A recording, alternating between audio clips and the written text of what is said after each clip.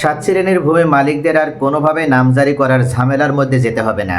অবশেষে 1 জুলাই থেকে প্রত্যেকটা ভূমি মালিক তারা তাদের জমি অটোমেটিকভাবে যেমন নামজারি করে নিতে পারবে, ঠিক তেমনইভাবে যারা এখনও নামজারি করেনি তাদেরও আর নামজারি করার কোনো ধরনের কোনো ঝামেলার মধ্যে যাওয়া লাগবে না। অনেক ভূমি মালিক আছে তারা মনে করে যে দলিল অনুযায়ী তারা জমির মালিকানা লাভ করেছে, এখন হয়তো নামজারিটা বাধ্যতামূলক। এমনকি তারা জমি ক্রয় করেছে লিগ্যাল ওয়েতে, এছাড়া তারা জমি ক্রয় করার পর একটা দলিলও তৈরি করেছে, কিন্তু নামজারি নামক যে সোনার হরিণ, এই নামজারিটাই এখনও তাদের করা হয়নি। কী কারণে? গুরুত্বপূর্ণ 3টা কারণে তাদের এই নামজারিটি আজও করা হয়ে ওঠেনি। 1 নম্বরে সরকারের গাফলতি। এখানে সরকারি গাফলতি বলা হচ্ছে এই কারণে ভূমি মন্ত্রণালয়কে সম্পূর্ণভাবে একটা অবহেলাজনিত সেক্টর হিসেবে রেখে দেওয়া হয়েছে। অর্থাৎ এই সেক্টরে সরকার জাস্ট কিছু দায়িত্বশীলকে এখানে বসিয়েছে, কিন্তু তাদের পেছনে এমন কোনো জবাবদিহিতা নিশ্চিত করার জন্য কোনো গোয়েন্দাকে নিযুক্ত করা হয়নি, বা তারা যেমন বর্তমানে আমরা যদি আফগানিস্তানে এখন দেখি তাহলে বাজার মনিটরিংও করা হয়। এখানে 3 স্তরে ভাগ করা হয়, অর্থাৎ এক স্তরকে দায়িত্ব দেওয়া হয় বাজার মনিটরিংয়ের, যাদের আবার দায়িত্ব দেওয়া হয় তাদেরকে মনিটরিংয়ের জন্য আবার উল্টো আর একটা গোয়েন্দা বাহিনী নিযুক্ত করা হয়। আবার যে গোয়েন্দাদেরকে দায়িত্ব দেওয়া হয় তাদেরকে আবার মনিটরিংয়ের জন্য আর একটা গোয়েন্দা বাহিনী নিযুক্ত দেওয়া হয়।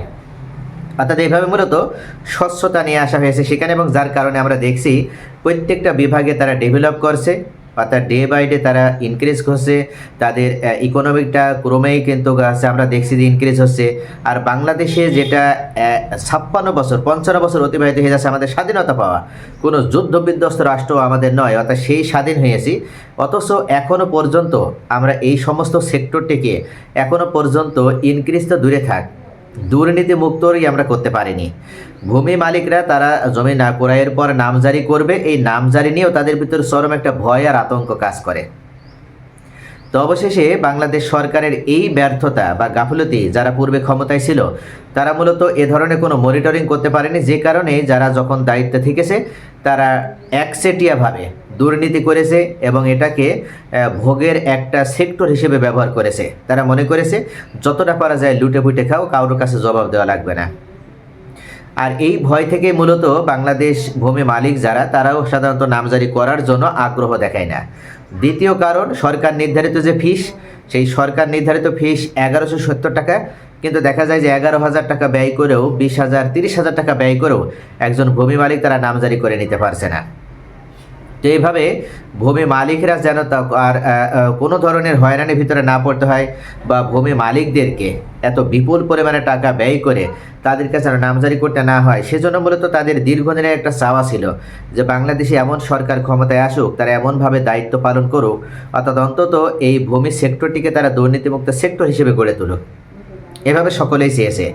আর তৃতীয় যে গুরুত্বপূর্ণ কারণ, সেটা হচ্ছে অনেক ভূমি মালিক আছে তারা জানেই না যে এই নামজারি করার জন্য কি কি ডকুমেন্টসের প্রয়োজন হয়, আর যে কারণে তারা বেশিরভাগ ক্ষেত্রে তৃতীয় পক্ষের শরণাপন্ন হয়, এবং এক্ষেত্রে দেখা যায় তৃতীয় পক্ষ বা দালাল চক্র তাদের কাছ থেকে বাড়তি টাকা বা হিউজ পরিমাণে টাকা দাবি করে আদায় করে নেয়। তো এই সমস্ত বিভিন্ন জটিলতার কারণে মূলত বাংলাদেশের নামজারিটা একটা সব থেকে বড় আতঙ্কের বিষয় হয়ে দাঁড়িয়েছিল। তবে অবশেষে এবার নামজারির ক্ষেত্রে বড় পরিবর্তন নিয়ে আসা হলো।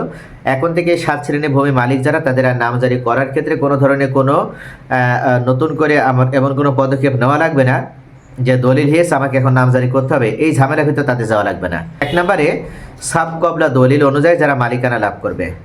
বাংলাদেশে সাধারণত দলিলের বিভিন্ন শ্রেণীগুলো আছে, তার ভিতরে আমরা যদি দেখি তাহলে ক্রয় সূত্রে যারা জমির মালিকানা লাভ করবে তাদের জন্য সরকারের পক্ষ থেকে সাব কবলা বা বিক্রয় কবলা দলিল তৈরি করে রাখা হয়েছে।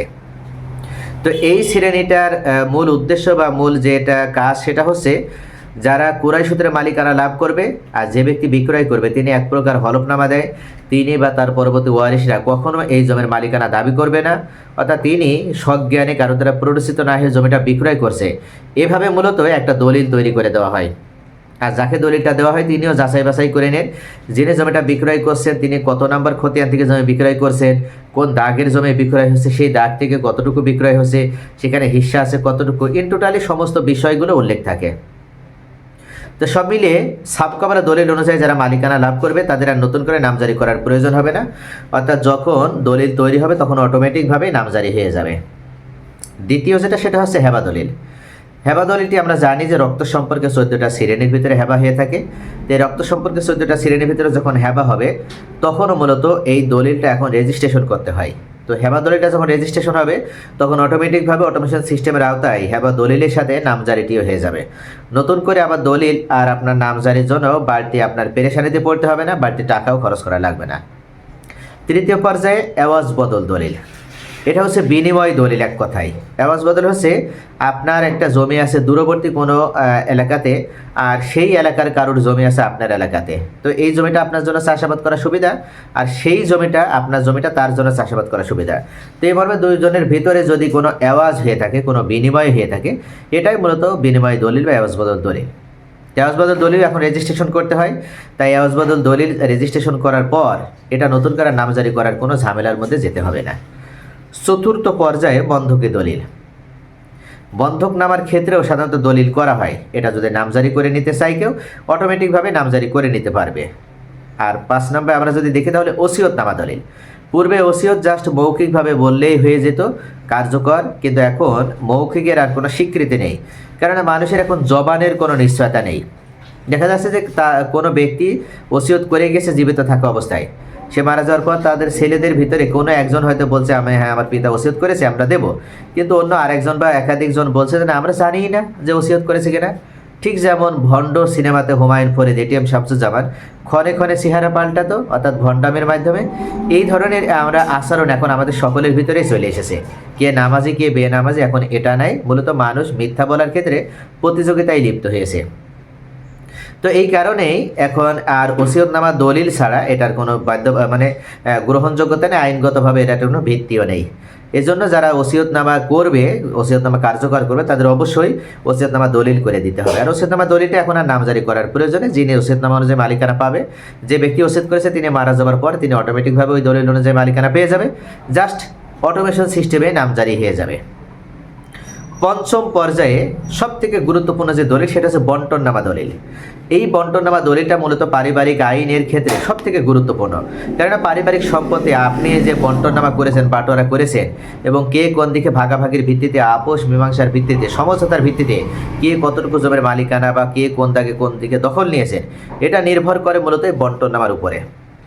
তাই বন্টননামা দলিল যদি করা হয়, সেক্ষেত্রে বন্টননামা দলিল করার পর আপনাকে নতুন করে নামজারি করতে হবে না। অটোমেটিকভাবে আপনারা প্রত্যেক ওয়ারিশ যখন আপনাদের তথ্য সাবমিট করবেন, আপনাদের সকলের তথ্য সঠিক থাকলে যেমন বাটোয়ারা দলিল হয়ে যাবে, ঠিক তেমনইভাবে আপনারা আবার ওই নতুন করে নামজারিটিও পেয়ে যাবেন। ষষ্ঠ পর্যায়ে না দাবি দলিল। না দাবি দলিলের ক্ষেত্রেও সেম একই, অর্থাৎ বাটোয়ারা দলিলে যেমন না দাবি দলিলের ক্ষেত্রেও কেউ যদি দাবি উঠিয়ে নিয়ে কাউকে না দাবি দলিল করে দেয়, বা এই দাগের উপরে তার কোনো দাবি নেই, বা এক্ষেত্রে এই বাড়ির উপরে তার কোনো দাবি নেই, এই মর্মে যদি না দাবি দলিল হয়, তাহলে সেক্ষেত্রেও এটা নামজারির জন্য নতুন করে আবেদন করা লাগবে না, অটোমেটিকভাবেই নামজারি হয়ে যাবে। সপ্তম পর্যায়ে দানপত্র দলিল। কেউ যদি কাউকে দানপত্র করে দিতে চায় তাহলে সে দানপত্র দলিল করে দিতে পারবে। দানপত্রের কোনো রেস্ট্রিকশন নেই, সে চাইলে যে কাউকে দানপত্র করে দিতে পারবে। এক্ষেত্রে এই দলিল অনুযায়ী যিনি মালিকানা পাবেন অটোমেটিকভাবে তার নামজারি হয়ে যাবে। তো এভাবে মূলত এই দলিলগুলো নতুন করে আর কোনো নামজারি করার প্রয়োজন নেই। 1 জুলাই থেকে ইনশাল্লাহ বাংলাদেশে ধাপে ধাপে বিভিন্ন উপজেলা সাব রেজিস্ট্রার কার্যালয়গুলোতে এই অটোমেশন সিস্টেমে এই দলিল এবং নামজারি কাজ একই সাথে করা হবে। অর্থাৎ ভূমি মন্ত্রণালয়ের আওতাধীন যেমন সাব রেজিস্ট্রার কার্যালয়, ঠিক তেমনইভাবে আইন মন্ত্রণালয়ের আওতাধীন আপনার যে এসিল্যান্ড অফিস, এই দুইটা অফিসের ভিতরে সমন্বয় সাধন করা হবে, এবং দুইটা অফিসের মাধ্যমে এই সমঝোতার ভিত্তিতে বা সমন্বয়ের ভিত্তিতে এখন থেকে দলিল রেজিস্ট্রেশন এবং নামজারি একই সাথে হয়ে যাবে। ভূমি মালিকদের নতুন করে কোনো হয়রানির ভিতরে পড়তে হবে না, নামজারি নিয়ে তাদের কোনো ধরনের কোনো প্যারা বা সমস্যার মধ্যে পড়তে হবে না, তারা অটোমেটিকভাবেই দলিল এবং নামজারিটি একসাথে পেয়ে যাবে।